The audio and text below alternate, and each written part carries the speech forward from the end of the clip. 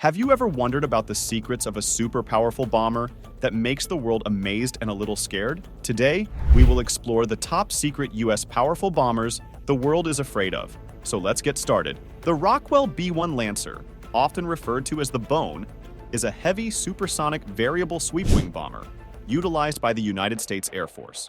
As of 2023, it stands as one of the trio of strategic bombers within the U.S. Air Force fleet, sharing the stage with the B-2 Spirit and the B-52 Stratofortress.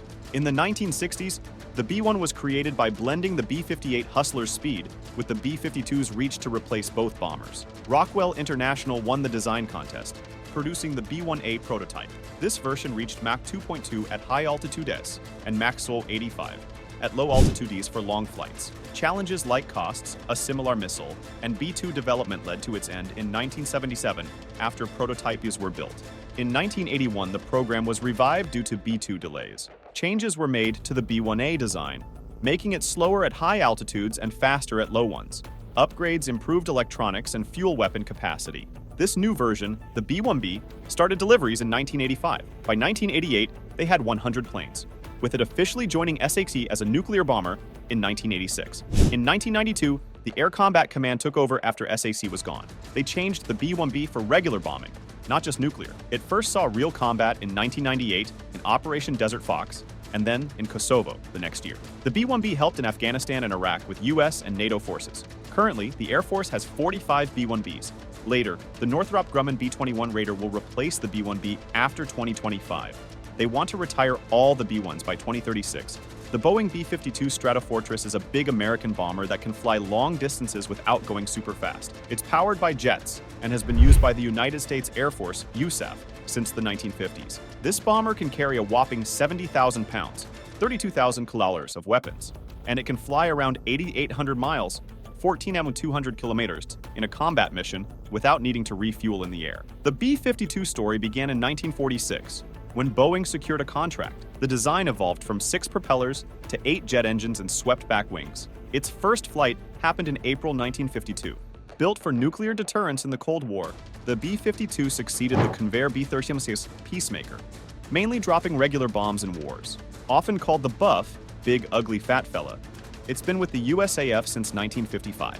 In 2022, there were 72 B-52s, 58 with active forces, 18 with reserves, and around 12 in storage.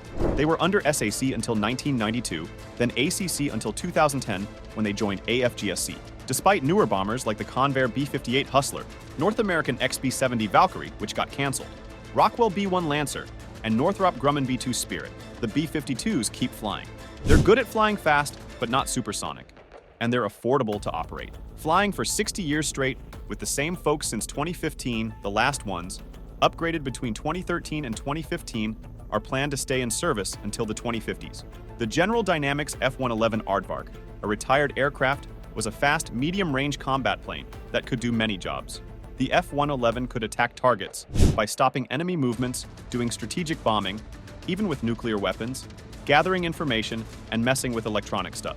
Dubbed Aardvark due to its resemblance to the animal and its low-level flying ability, the F-111 derived its name from Afrikaans, meaning earth pig. This led to its pig nickname in Australia. General Dynamics developed the F-111 in the 1960s under Robert McNamara's TFX Program, introducing shape-changing wings, hotter engines, and advanced radar for low-fast flight.